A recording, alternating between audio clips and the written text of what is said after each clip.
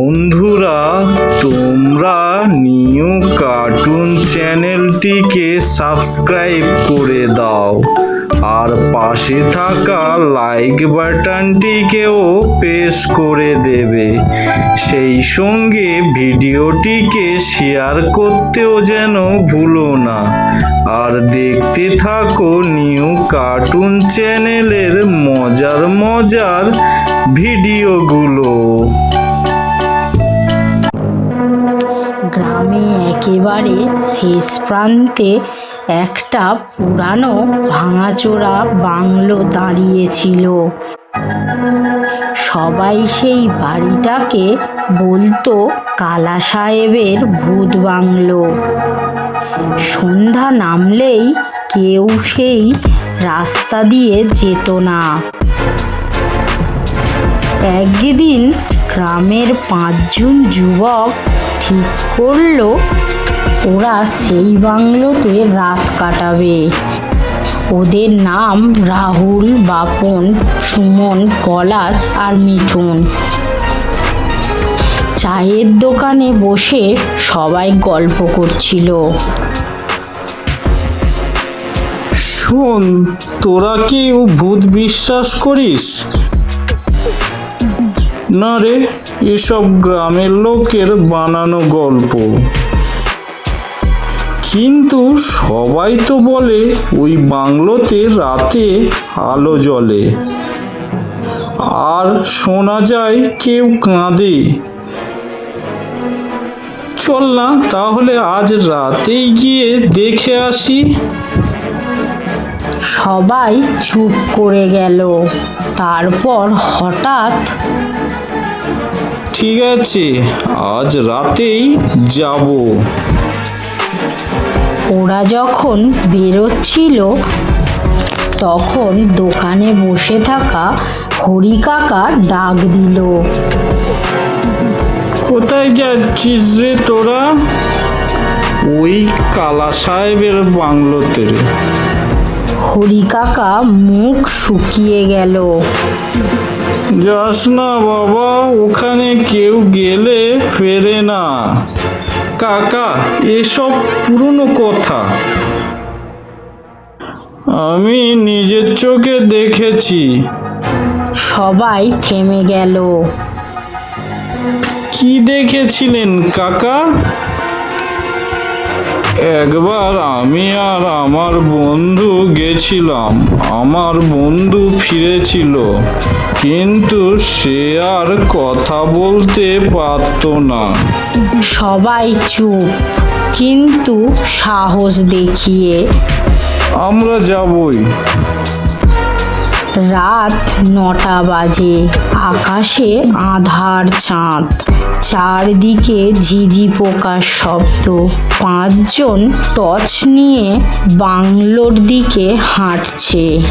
দেখ, সামনে বাংলোটা।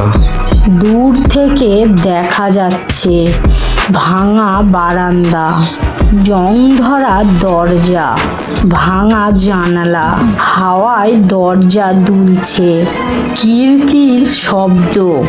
বাংলোর সামনে এসে দাঁড়ালো সবাই। দরজাটা নিজেই নড়ছে কেন? আরে হাওয়া লাগছে। হঠাৎ ভিতর থেকে আওয়াজ, ধুপ।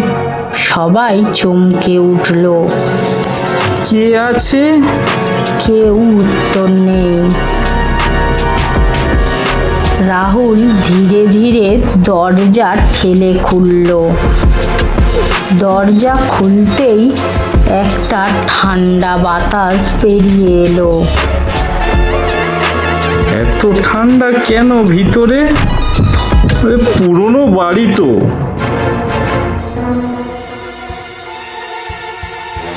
হঠাৎ পিছন থেকে দরজা বন্ধ। ধাপ। সবাই ঘুরে তাকালো। ভিতরে ঢুকেই দেখলো দেওয়ালে পুরানো ছবি, মেঝেতে ধুলো, ভাঙা আসবাবপত্র আর একটা বড় সিঁড়ি উপরে উঠেছে। ভূত বাংলোর ভিতরের দৃশ্য দেখে সবাই ভয় পেতে লাগলো। তারা চারিদিক চংমং করে জায়গাটাকে ভালোভাবে লক্ষ্য করতে লাগলো। এই বাড়িতে কেউ থাকতো, কালা সাহেব।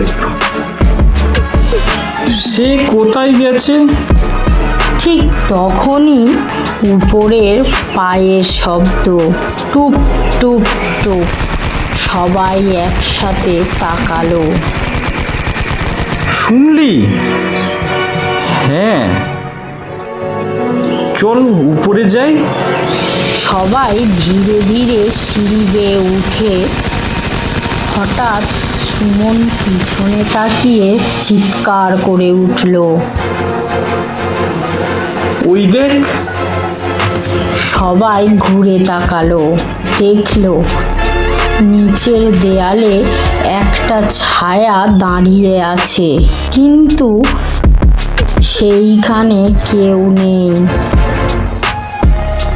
কে ওখানে? কোনো উত্তর নেই। ছায়াটা ধীরে ধীরে মিলিয়ে গেল।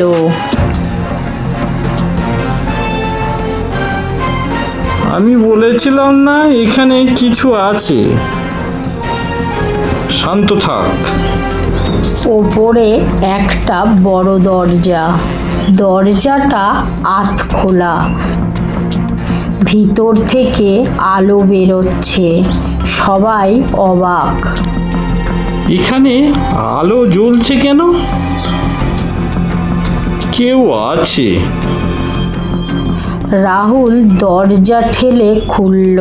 দেখলো ঘরের মাঝে একটা টেবিল, তার উপর একটা লণ্ঠন জ্বলছে, কিন্তু ঘরে কেউ নেই। হঠাৎ কারোর কান্নার শব্দ। কেউ কাঁদছে। কে কাঁদছে? কান্নার শব্দটা আসছে পাশের ঘর থেকে। ধীরে ধীরে সবাই এগিয়ে গেল। দরজাটা খুলতেই ঘর ফাঁকা, কিন্তু কান্নার শব্দ বন্ধ হয়ে গেল। ঠিক তখনই পেছন থেকে একটা গলা, তোরা কেন এসেছিস এখানে? সবাই একসাথে ঘুরে দাঁড়ালো, কিন্তু সেখানে কেউ নেই। কে বললো? কেউ আমাদের সঙ্গে মজা করছে। এটা মজা না। আমার ভালো লাগছে না রে, চল ফিরে যাই। না, এখনোই ফিরবো না। এত দূর এসেছি, সবটা দেখে যাব। ঠিক তখনই লণ্ঠনের আলো দপ দপ করে উঠল। তারপর নিজেই লিভে গেল। ঘর অন্ধকার, চারিদিকে ঘুটঘুটে অন্ধকার। আমার মনে হচ্ছে কেউ আমাদের দেখছে। আমিও তাই ভাবছি। হঠাৎ সিঁড়ি দিয়ে কারো নামার শব্দ, ধূপ ধূপ ধূপ। আমি কালা সাহেব। এই বাড়িতে একটা ভয়ঙ্কর সত্য লুকিয়ে আছে। সবাই চুপ। যারা এই বাড়িতে ঢুকবে তারা কেউ ফিরবে না। মিঠুন কাঁপতে লাগলো। চল ফিরে যাই। ধাম! গোপন ঘরের দরজা বন্ধ হয়ে গেল।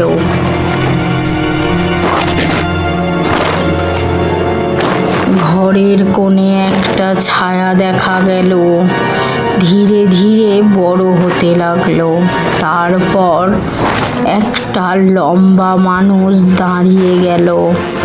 কালো কোট, ফ্যাকাশে মুখ, জ্বলন্ত চোখ। তোরা আমার বাড়িতে কেন এসেছিস? সবাই স্তব্ধ। তোরা এখানে এসে ঠিক করিসনি, তোদের এখানেই মরতে হবে। কালা সাহেবের আত্মার মুখে এ কথা শুনে রাহুল ও তার বন্ধুরা ভয়ে অজ্ঞান হয়ে পড়ল। সকালে যখন তাদের ঘুম ভাঙল, তারা তখন দেখল সেই পুরানো ভূত বাংলোর বাইরে তারা পড়ে রয়েছে।